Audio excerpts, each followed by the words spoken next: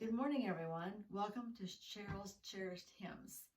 Our new hymn today is entitled In the Garden. And it came to me as I was looking at a flower I have here at home. It's an African violet. It's huge. It has a big bundle of blooms in the center. It was gorgeous. And I thought, wouldn't it be nice if the whole garden would be full of them? And I thought, garden. That's going to be my new hymn. And in the garden, I even threw out to my listeners and said, this is a clue for next week's hymn. Can anybody guess it? And right away, our friend Judy was right there. She said, in the garden. So she won that one. This song was written by C. Austin Miles in 1912. And that song became so popular that more than 1 million recordings and prints copies have been sold. He was a photographer by trade, and in his dark room to develop film at his home, he one day realized that he could see to read his Bible in that strange, that different light you have to make the film develop.